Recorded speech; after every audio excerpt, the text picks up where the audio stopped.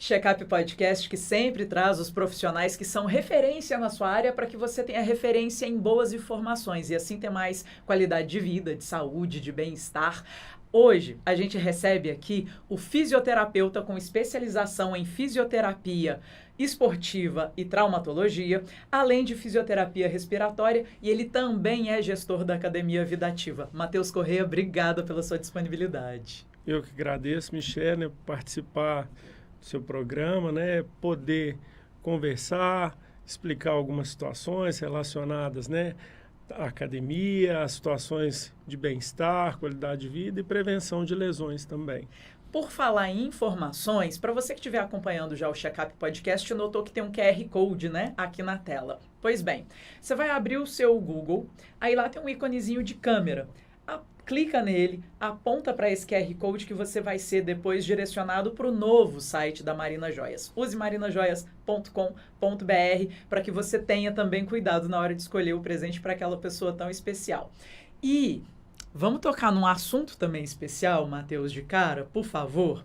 Você estava comentando em off que geralmente quando a gente vê alguém que está com o físico em dia, né, o shape, como a gente fala atualmente, você pergunta para a pessoa o que ela toma, o que ela faz, né, o que eu tenho que fazer também para ser assim, que na verdade a pergunta não é essa, né?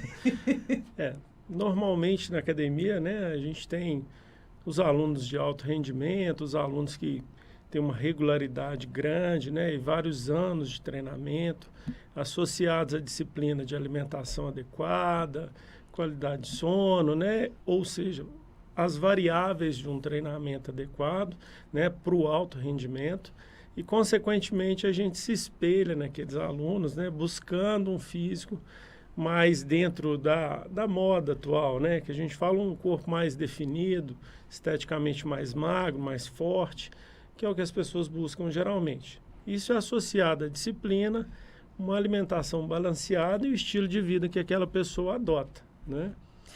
Essa é que deveria ser o nosso questionamento, né? De como que eu estou levando o meu estilo de vida e os meus hábitos e as disciplinas e não o que o outro tem feito. Sim. Toda pessoa, quando inicia um exercício, a gente tem que respeitar o que a gente chama de individualidade biológica, né? Cada pessoa tem um biotipo, tem um estilo de vida, tem uma rotina de atividade diária e aquilo faz parte da rotina dela. E dentro de um programa de exercício tem que ser validado esse estilo para que a pessoa alcance os resultados que são possíveis dentro da característica dela e da disponibilidade dela, seja de tempo, seja de suplementação, de acompanhamento, que esse profissional, que exige uma série de profissionais que vão nortear esse caminho dessa pessoa seguir. Por falar em nortear, eu queria muito que você também esclarecesse algumas questões que às vezes são melindrosas, mas que a gente se depara, né, no dia a dia. Tem pessoas que às vezes querem pegar um caminho mais rápido, digamos assim, né, para alcançar aquele objetivo. E o porquê que isso é danoso, Matheus? Sim. Hoje, né, com a internet, com a informação, a gente tem bons segmentos que dão referências adequadas, como a gente também tem alguns atalhos, né, que geralmente colocam facilidades no processo e que, na maioria das vezes, não coloca os riscos, né, que o uso de um esteroide anabolizante, de algumas situações, vão ser danosos para a saúde daquela pessoa. Nesse caso, as pessoas devem entender que apenas 3% dos indivíduos são de alto rendimento, né? As pessoas que estão em atividade física, que em exercício físico, em academia, geralmente elas buscam qualidade de vida, um corpo definido, forte, saudável, mas o alto rendimento ele requer um pouco mais daquela pessoa e um atalho geralmente é o uso de esteroide anabolizante, por apresentar um ganho de massa maior, menos tempo, né? Uma massa mais magra que a gente fala, né? Mas isso sem fazer o caminho adequado, que é procurando bons profissionais, médicos, né? Que vão orientar, que vão fazer os exames prévios, peri e pós-utilização, né? E que vão também recomendar o uso ou não, de acordo com a necessidade daquele indivíduo. É importantíssimo esse acompanhamento para que a pessoa tenha o menor, né, malefício do uso dessas substâncias, né? Isso é uma coisa que fica muito em off nas academias, mas que tem que ser falado, né, que traz riscos e benefícios. Tem um efeito colateral como qualquer outra substância que eu vá ingerir, né? Sim, quando você está usando uma substância, um esteroide anabolizante, uma substância que a gente fala que vai propiciar um ganho de massa muscular, normalmente você tem uma estimulação no seu corpo, né, de níveis de testosterona, de hormônios, e acaba que aquela oferta, depois, quando você para o uso daquela substância, pode haver uma inibição da formação pelo próprio organismo. E isso gerar uma alteração aí no eixo hormonal da pessoa e trazer prejuízos para ela. Não é? Isso daí a gente tem que estar ciente que não é só utilizar. Existem os efeitos colaterais, queda de cabelo, né? Várias outras situações, alteração de voz, espinhas, entre outras situações que também têm que ser levadas em conta, sem contar o aumento da sobrecarga da função renal e hepática. E também você pode futuramente desenvolver até câncer, outras situações que vão trazer um prejuízo muito maior do que o ganho estético para a pessoa. Por isso que a gente fala que isso não é brincadeira, não é assim, toma isso que é bom. Procure o seu médico, faça a orientação e veja se é o perfil que você precisa. Porque às vezes a pessoa precisa muito mais de um acompanhamento nutricional e de um estilo de vida adequado do que do uso de uma substância assim.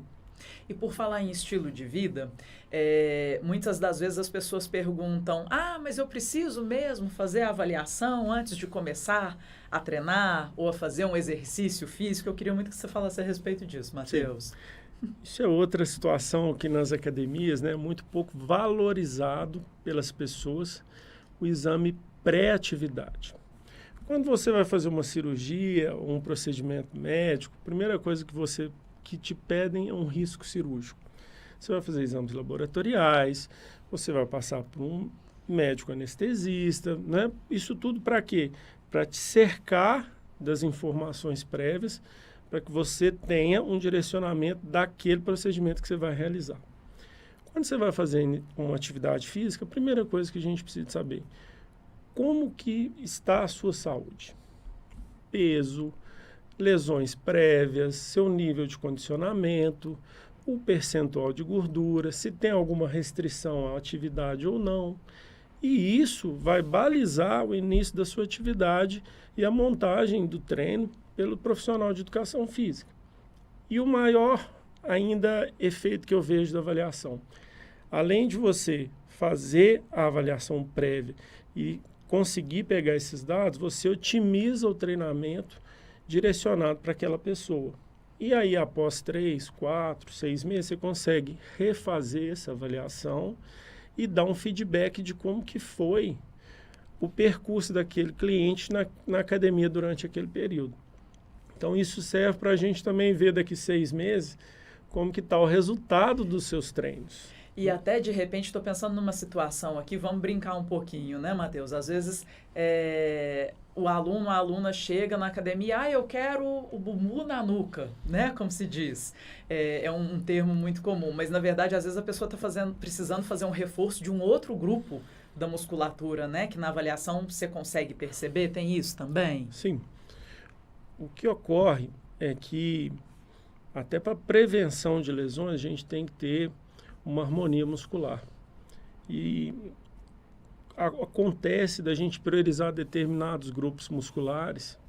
Homens normalmente malham membros superiores, né? Peito, costas, e negligenciam um pouco o treino ali de perna, né? E isso acaba, às vezes, gerando uma assimetria muscular, né? Maior incidência, às vezes, de lesões. Tem pessoas que têm fraqueza abdominal, e isso geralmente pode levar a lombalgias, problemas de coluna, né? Então, quando você procura fazer um exame e avaliar esse cliente, você consegue identificar algumas alterações posturais, encurtamentos musculares, e você consegue já passar aquela informação e o treinamento direcionado para a pessoa. E a respeito desse direcionamento, é possível também, mesmo que a pessoa tenha já sofrido alguma lesão, né, e não necessariamente pelo exercício físico, algum acidente, enfim, uma queda. Isso vai impossibilitar que futuramente essa pessoa se dedique à musculação, Matheus? Não, o treino de força, hoje, ele é extremamente indicado pelos médicos, né, ele é extremamente importante no processo de reabilitação, que você inicia o processo ali com o médico, na cirurgia, ou na imobilização, ou na medicação. Geralmente você é encaminhado para o serviço de fisioterapia, faz ali a parte mais aguda, e a parte final da reabilitação é o retorno à sua atividade. E isso é feito dentro da academia, no centro de treinamento, e os exercícios de carga normalmente são que o músculo forte diminui a sobrecarga nas articulações, tendões e previne novas lesões. Falando em lesão, não tem como a gente não pensar, às vezes, na pessoa na melhor idade, né? Enfim, na pessoa mais madura. É recomendável exercícios de força para esse período da nossa vida? A pessoa tem que ter tido um cuidado, né, de exercícios anteriormente? Me fala a respeito disso, por favor. Sim, até meados dos anos 2000, né, 2010 ali, a academia era um lugar de gente jovem e de pessoas que buscavam só o corpo perfeito. Com o avanço da medicina, com o aumento da expectativa de vida, né, a gente começou, além de preocupar com a expectativa de vida aumentada, a qualidade como que a pessoa vai ter no envelhecimento. E os pacientes que apresentam a sarcopenia, perda de massa muscular aumentada, ele tem maior propensão à perda de funcionalidade. Ou seja, eles são idosos que geralmente vão ficar mais dependentes, que vão estar mais sujeitos a quedas, né, que têm maior incidência de fraturas do que os indivíduos que realizam uma atividade física e que mantêm uma massa muscular mais adequada.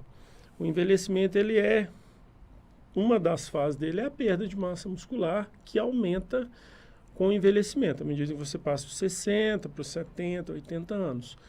E isso daí impacta na qualidade de vida do idoso de forma, assim, absurda.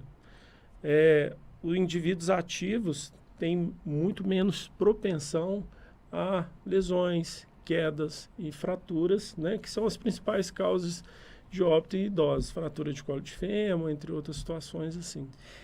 Existe uma idade adequada que a gente possa... aliás, antes disso, vamos falar da diferença do que é a atividade física e o exercício físico também. Sim. O que você faz no seu dia a dia? Eu vou na padaria, vou comprar um pão, vou no banco, vou fazer uma atividade, vou na casa de um amigo. Isso tudo é uma atividade, que você está em atividade, né? Mas normalmente ele não tem variáveis de treinamento, não tem regularidade, não tem uma frequência. Então, o exercício físico é quando você tem essas variáveis controladas e você quantifica isso. Então, a gente coloca que aquela pessoa que realiza um exercício de forma regular, né, pelo menos 150 a 180 minutos por semana, e que controla essas variáveis. Ok. Entendeu? Agora, por falar em variáveis, antes talvez a gente pensasse, né, no exercício físico, somente voltado ou para essa prevenção, ou para manter o seu corpo, enfim, ter uma qualidade de vida. Hoje em dia, o exercício físico, a musculação, ela também é recomendado para um passo além. Fala a respeito dessa relação exercício físico, saúde mental. O que você tem percebido nos últimos anos, por favor? Com a questão da evolução, né, do mundo digital, da informação cada dia maior, nós estamos o tempo todo conectados e invadidos, né, de informação que vem a todo momento nos nossos laptops, nos nossos celulares, e isso é uma situação que não tem volta. mas que isso é o mesmo ponto que facilitou a nossa vida e a comunicação, gerou grandes situações de alteração de estilo de vida. Então, as pessoas ficam mais tempo conectadas, menos tempo disponíveis para socialização, para interação, para realizar uma atividade, e isso reflete em níveis de ansiedade, depressão, e muitos profissionais da psicologia, psiquiatras, recomendam o exercício físico no tratamento da depressão, porque o exercício facilita a produção de neurotransmissores que estão relacionados à sensação de bem-estar, de saciedade, de relaxamento, né? E também melhorando a qualidade do sono e diminuindo um pouco esse quadro, né, de ansiedade que é muito comum nesse mundo nosso aí globalizado ultimamente e que foi mais intensificado com a pandemia, porque mudou um pouco, assim, drasticamente, né, muitas situações de vida, de trabalho e de falsas seguranças que a gente tinha. Bom, mas agora acho que eu vou estar, já estou segura para entregar um mimo da Marina Joias para o Matheus Correia, como forma de agradecimento pela sua presença aqui no Checkup Podcast. Por favor, Matheus. Obrigado, Fernanda. Obrigado, Marina, né, por mais um mimo, né, por ter me recebido tão bem aqui. A gente que agradece. Agora, por falar em receber bem, tem algumas pessoas que podem não receber tão bem determinados grupos, né, de exercícios quanto outros. Tem realmente alguma atividade dentro da academia que não é recomendada para um grupo específico ou realmente é caso a caso, Matheus? Existem situações que você, por exemplo, um paciente, um cliente que tem uma lesão de joelho, a gente vai evitar um impacto elevado, a gente vai evitar, às vezes, grandes angulações iniciais, né? Então, o olhar tem que ser direcionado para que ele tenha uma melhora de funcionalidade, de força, e a partir dali você direcionar um treino mais avançado. Então, mesma coisa, alguns pacientes, né, precisam de uma atenção especial. As atividades de alto impacto, né, geralmente são atividades que, para quem tem lesões articulares, podem ter uma maior chance de uma lesão. Entendeu? Agora, uma atividade, toda atividade, o remédio veneno é a questão da dosagem. Então, um exercício físico também vigoroso, além do seu estímulo que você consegue, pode causar lesão também. Então, a gente tem que trabalhar as variáveis de um treinamento, né? E não preocupar também. Às vezes, o pessoal preocupa muito com carga, né? Em pegar muito peso. E, na maioria das vezes, quando você vai dar um estímulo assim, você prejudica a execução, a velocidade, outras variáveis de treinamento que o profissional de educação física está todo dia falando. Faz isso, faz aquilo, mas às vezes as pessoas entendem como sendo só aquele estímulo que é o melhor. A gente precisa de dar estímulos diferentes para que a gente consiga ter novas respostas. Porque a gente tem uma adaptação, né, do nosso corpo, a adaptação da musculatura, e isso que às vezes as alterações, as mudanças de treinamento, que a gente chama de periodizações, são importantes num treinamento físico. Agora, deixa eu explorar um pouquinho do conhecimento do Matheus Correia a respeito da sua especialização na fisioterapia respiratória. Qual que é a importância da respiração e como que a gente respira corretamente durante essas execuções, Matheus? A respiratória, né, ela entra em termos de condicionamento físico, né, da melhora, né, da funcionalidade, porque o paciente precisa. O oxigênio é importante para todo o ciclo, né, ali da musculatura. Então, o paciente, que a gente fala da respiratória em si, ele precisa do exercício físico para melhorar o pulmão dele. Então, a gente não tem como retirar isso dele, né, porque acaba que a melhora da funcionalidade dele também melhora a questão da capacidade pulmonar desse paciente, desse cliente que vem, né, na fisioterapia e depois, posteriormente, na academia. Bom, a gente falou a respeito dos idosos, né, de como que o exercício físico contribui, Mas a partir de qual idade a pessoa está apta a começar a frequentar a academia, uma aula de musculação? Sim. Na academia, nós temos clientes 60, 70, 80 anos, 50. Isso daí, a cada dia, é mais visível o público acima de 60 anos frequentando os centros de treinamento. Ok. O que acontece muito é que quando vai se iniciar esse exercício, é importante a avaliação médica prévia, o acompanhamento dos exames, né? Passar pelo cardiologista, fazer os exames cardiológicos, né? Direcionar a questão desse paciente estar bem clinicamente, e aí ele é encaminhado para o exercício físico, que ali ele vai manter a saúde dele. Então é importante que essa passagem desse cliente entre equipe médica, equipe multi ali, né, que geralmente ele faz acompanhamento com o nutricionista, o cardiologista que pede o exercício mesmo, né? E aí os profissionais de educação física, da fisioterapia vão dar a sequência nesse treinamento e vão ter esses feedbacks periodicamente com a equipe médica também sobre a atividade que vai ser desenvolvida com esse cliente. Perfeito. Uma outra dúvida também. Mesmo que eu faça, né, o exercício com aparelho ou numa posição teoricamente fixa, eu preciso me atentar com a minha postura durante a execução, Matheus? Sim, porque durante o exercício você pode fazer compensações, não é? Então, de acordo com a posição, para facilitar o exercício, você pode usar o movimento de coluna, de ombros, e acaba que, em vez de você estar trabalhando aquele grupamento específico, você está compensando com outros. Isso acaba sobrecarregando, né? Coluna, às vezes a forma de pegar o peso, a forma de execução é extremamente importante. A qualidade do treino é muito importante, assim como a intensidade. Não é só um treino de exaustivo, né? A forma de postura, de execução, isso tudo vai dar um resultado maior até às vezes que só um treino muito intenso, cheio de compensações, e aí você trabalhou outro grupamento muscular que não era o que você precisava. E por falar em quem vai iniciar, né, o treino, existe da visão, né, da fisioterapia.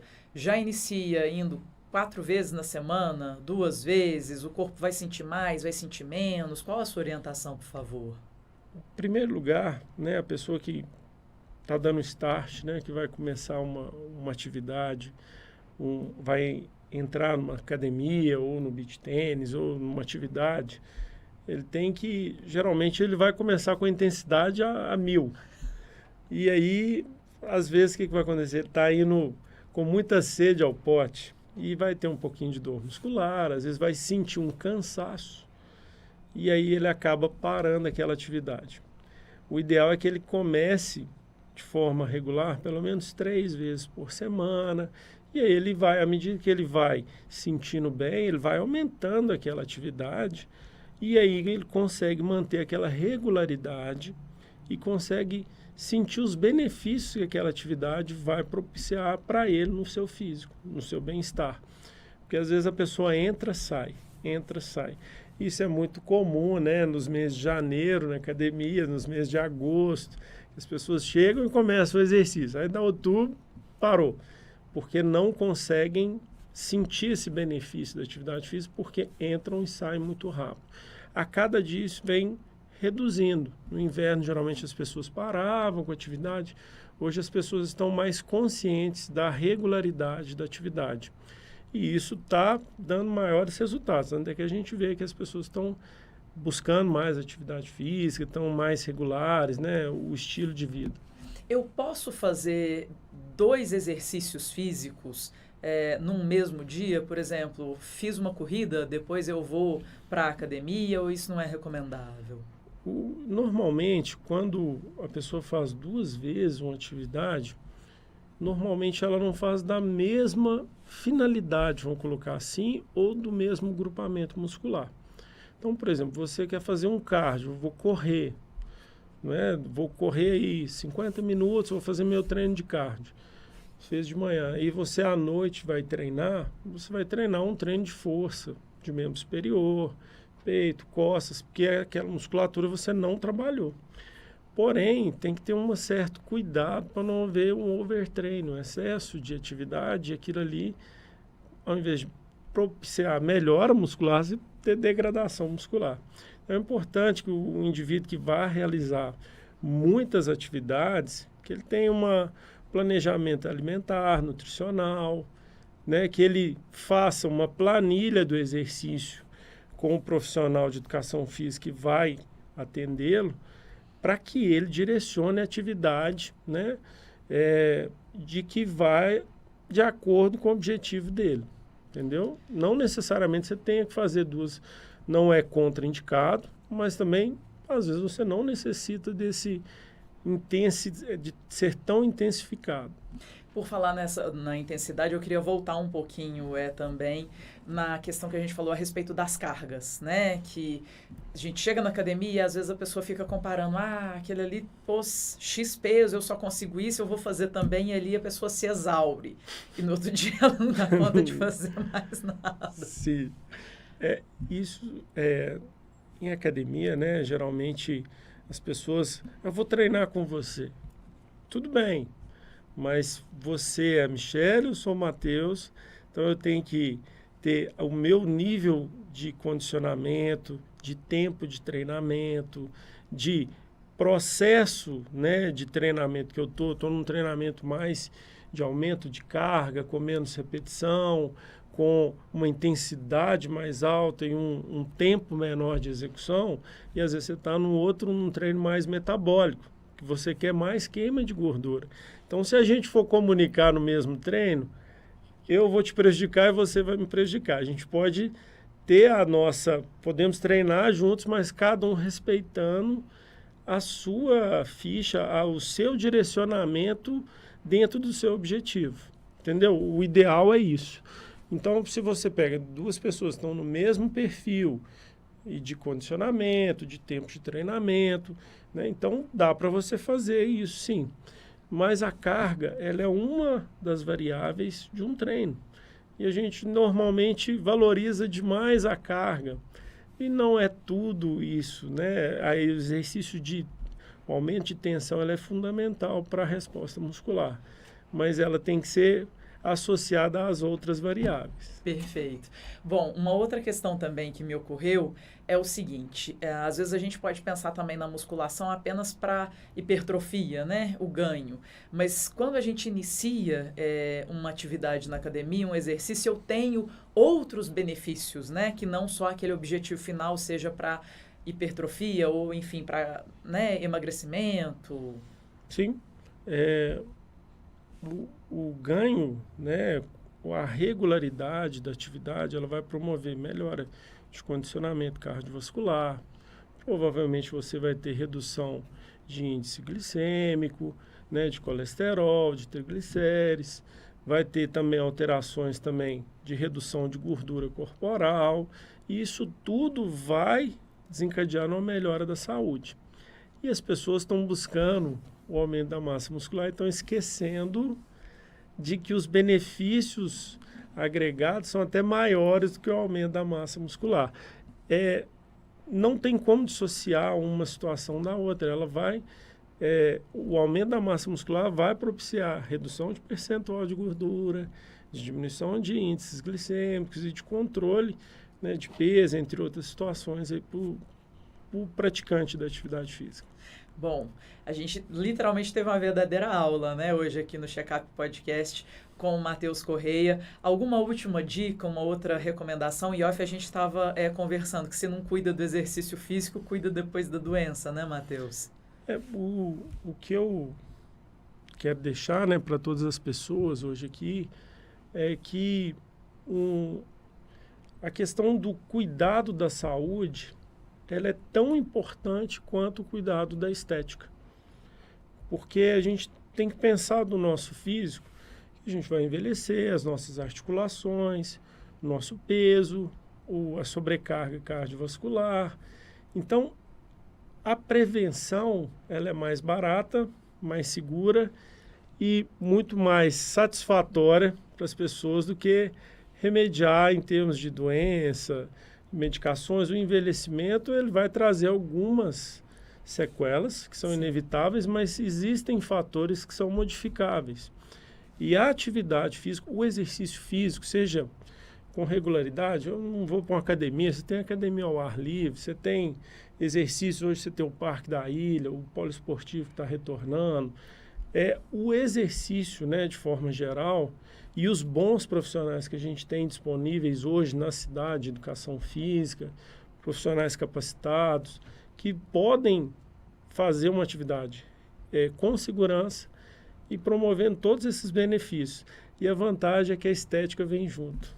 Então a gente já busca o corpo bonito e a saúde vai estar em dia também. É um ganha-ganha, né? Um ganha-ganha. Para quem quiser acompanhar mais da rotina mesmo, né, também da vida ativa, para se inspirar, né, ver os resultados dos alunos, tem como deixar alguma rede social, por favor? Sim, pode acompanhar a gente no YouTube, no Instagram, pelo WhatsApp também, Vida_Ativa, né, academia na João Notini ali, né, já fazendo 20 anos, e vai ser um prazer ter vocês, explicar alguma dúvida, conhecer o nosso espaço e também ver a nossa proposta, que é essa qualidade de vida, interação, o prazer de estar num ambiente que proporciona saúde e bem-estar para as pessoas. É uma troca, né? Na verdade, é um espectro bem mais amplo do que quando a gente pensa no ambiente da academia, só do treino em si. Tem muito mais. Da performance. Isso. Né? E as pessoas, num ambiente mais de bem-estar, elas tendem a permanecer mais tempo e também de sentir os benefícios que essa atividade pode propiciar.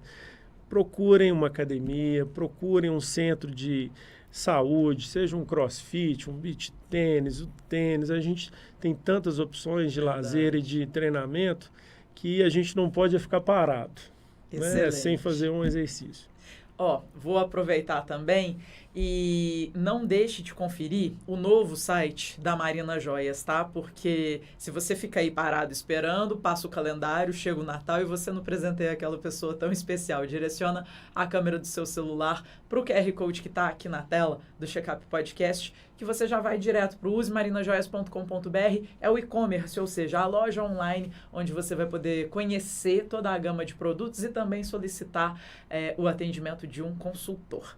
Matheus Correia, muito obrigada mais uma vez pelo conhecimento que você compartilhou com a gente hoje aqui no Checkup. Foi um prazer e até a próxima. Um abraço. Falou, gente. Aproveitar a presença do Matheus Correia aqui no Checkup Podcast, porque como que eu sei se o centro de treinamento, a academia que eu vou, né, que eu pretendo frequentar, realmente tem profissionais que estão devidamente capacitados? Matheus, como que é feito esse controle? Sim. Todo centro de treinamento, academia, ela está vinculada a um órgão regulador que a gente chama do Conselho Federal de Educação Física. E no estado a gente chama de Conselho Regional de Educação Física. Então, quando o aluno vai se matricular numa instituição, numa academia, ele tem a placa do CREF que coloca que aquela academia é credenciada do CREF. A partir do momento que ele tem aquela identificação, os profissionais que estão lá possuem certificação. Tem registro no conselho, estão habilitados para estar executando aquela atividade. Normalmente o CREF faz as fiscalizações dos centros de treinamento e exige que todas as academias tenham essa certificação. E aí, no caso, até mesmo se for um estagiário que estiver lá prestando serviço? Sim, o estagiário ele tem que estar junto com um profissional qualificado e habilitado no CREF. O estágio dele tem que estar documentado no conselho e ele também faz parte do corpo clínico e ele é documentado no conselho a presença dele dentro da academia. Excelente. Entendeu? É importante que as pessoas que busquem uma atividade busquem profissionais com certificação, porque isso garante segurança e a credibilidade junto aos órgãos competentes que regulam os centros de treinamento. Excelente.